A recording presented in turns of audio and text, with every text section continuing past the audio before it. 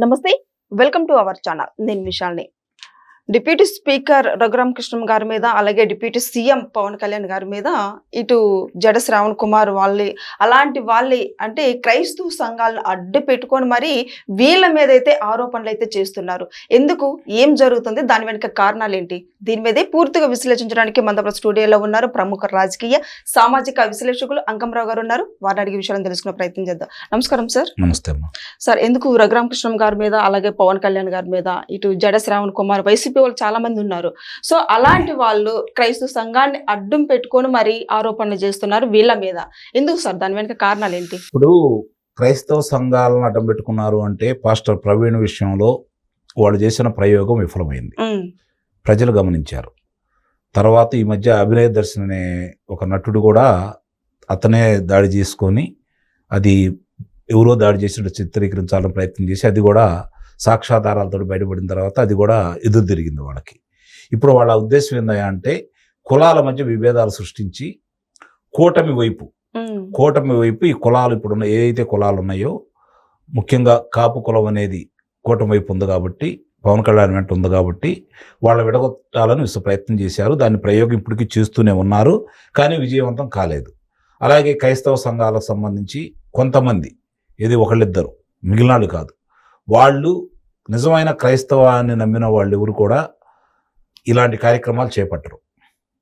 కానీ వీళ్ళు పదే పదే దాన్ని అడ్డం పెట్టుకొని, క్రైస్తవులను అడ్డం పెట్టుకొని ఏదో చేయాలనే ప్రయత్నం వాళ్ళైతే చేస్తున్నమాట వాస్తవం.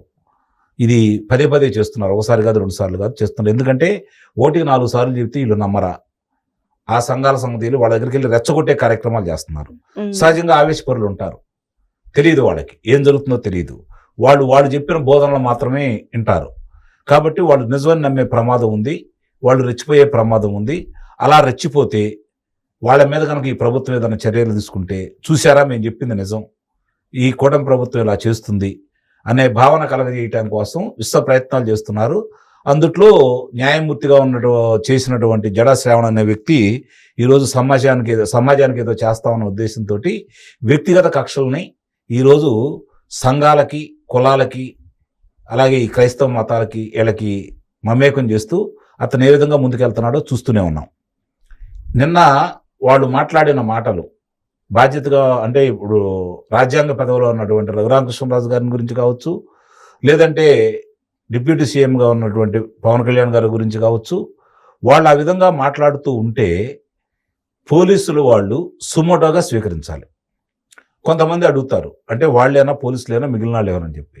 ఆ విధంగా మాట్లాడుతూ ఉంటే వాళ్ళకే దిక్కు లేకపోతే సామాన్యుడు కనుక ఏదన్నా ఫిర్యాదు చేస్తే వాళ్ళ మీద ఎలాంటి చర్యలు తీసుకుంటారని చెప్పి సామాన్యుడు భయపడతాడు కదా.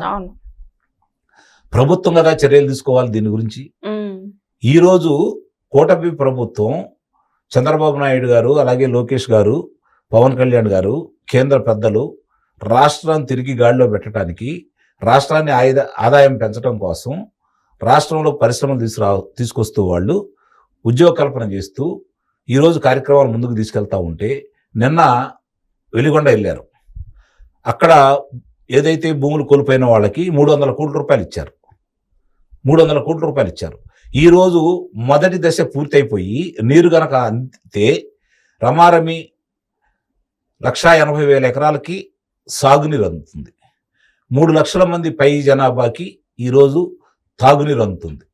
అలాంటి బృహత్తర కార్యక్రమాన్ని వాడు చేపడుతూ ముందుకెళ్తుంటే దాని గురించి ఎక్కడ చర్చిస్తారో ప్రజల్లోకి వెళ్తుందో అని చెప్పని వాళ్ళు ఈ విధంగా ప్రయోగం చేస్తానే ఉన్నారు. ఏప్రిల్ 1వ తారీఖున 2వ తారీఖున కేంద్రం రాష్ట్రానికి చట్టబద్ధత కల్పిస్తూ ఉంటే దాని గురించి పక్కకు మళ్లించడానికి మళ్ళీ మావిగల అంశాన్ని బయటకు తీసుకొచ్చారు. మొన్న లిక్కర్ సంబంధించి, మద్యం కుంభకోణానికి సంబంధించి ఈడీ ఒక్కొక్కళ్ళే అదుపులో తీసుకుంటా ఉంటే వాళ్ళని తీసుకెళ్లి ఎక్కడ కూర్చోబెట్టాలో అక్కడ కూర్చోబెడతా ఉంటే దాని నుంచి పక్కకు మళ్లించడం కోసం సాయికృష్ణ ఉదంతాన్ని బయటకు తీసుకొచ్చారు. అంటే ఏదో ఒకటి రాష్ట్రంలో అశాంతిని రేపడం కోసం సాయికృష్ణ ఉదంతం తెరమరుగవుతుంది అనుకున్న సమయంలో ఇప్పుడు అమరావతి మీద నిన్న చూసాం మనం. ఏ విధంగా పేర్ని నాని కావచ్చు, అంబటి రాంబాబు కావచ్చు, లేళ్ల అప్పిరెడ్డి కావచ్చు, దేవినేని అవినాష్ కావచ్చు, వెళ్ళేసి ఏం చేస్తున్నారు. అక్కడ రైతులు ఊరుకోలేదు కదా సార్. అంటే ఇక్కడ రైతులు కూడా సమన్వయం పాటించాలని నేనైతే కోరుకుంటున్నా. అంటే ఒకటి రైతుల ఆవేశాన్ని అర్థం చేసుకోవచ్చు, కానీ అక్కడ ప్రభుత్వం చేయాల్సిన పని మీరు చేసినందువల్ల మీ మీద కూడా కేసులు పడ్డాయి కదా, న్యాయస్థానాల చుట్టూ తిరగాల్సింది మీరే కదా. వాళ్ళు రెచ్చగొడతారు. మీరు 1631 రోజు వాళ్ళు ఎంత రెచ్చగొట్టినా కూడా రెచ్చిపోకుండా గాంధీ మార్గంలో ఉద్యమం చేశారు. ఈరోజు అక్కడ చట్టబద్ధత ఏర్పడిపోయింది రాజధానికి. ఎవరు వచ్చి ఏం పీకేదేం లేదు, ఎవరు వచ్చి దాన్ని కదిలిచ్చేదేం లేదు, వీళ్ళ వల్ల అయ్యేది కాదు. 151 స్థానాలు వచ్చినప్పుడే వీళ్ళు అక్కడ గడ్డి పరగ బెగలేకపోయారు. ఈ రోజు రాజధాని ఏదో చేస్తారంటే మీరు ఆందోళన చెందాల్సిన అవసరం లేదు. కాకపోతే వాళ్ళని మీరు ప్రశ్నించవచ్చు. అది ఘర్షణ వాతావరణానికి దారి తీయకుండా మీ వైపు ఉన్న వాళ్ళు రెచ్చిపోకుండా మీరు మళ్ళీ కేసులు ఎదుర్కొని న్యాయస్థానాల చుట్టూ తిరగకుండా అక్కడ రాష్ట్ర అభివృద్ధి కార్యక్రమాలకు మీరు కూడా చేయూతనిచ్చి ముందుకెళ్తే, అది మీరు కనుక మెలకుండా కూర్చుంటే ప్రభుత్వం ఏం చేసిద్దో చూడండి. ఇప్పుడు మీరు చేసిన పని నేను కూడా సమర్థిస్తా, ఎందుకంటే మీ బాధను నేను అర్థం చేసుకుంటాను.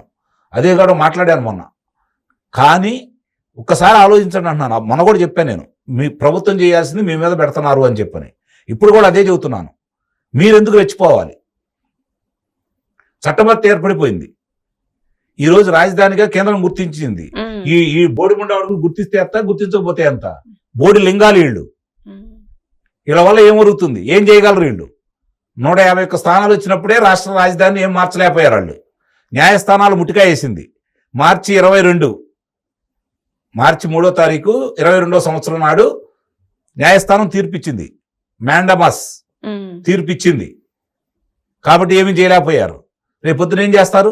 మరి నెక్స్ట్ 2029లో మేము వస్తాం, మార్చేస్తాం, రాజధాని లేకుండా చేస్తామని అమరావతి రాజధాని మాట్లాడుతున్నారు. వాళ్ళు అలే రెచ్చగొట్టడానికి, ఘర్షణలో పెంపొందించడానికి, ఘర్షణలో కొంతమంది చనిపోతే దాన్ని రాజకీయంగా ఉపయోగించుకోవడానికి వాళ్ళు రెచ్చగొడతా ఉన్నారు. మీరు రెచ్చిపోతే ఎలా?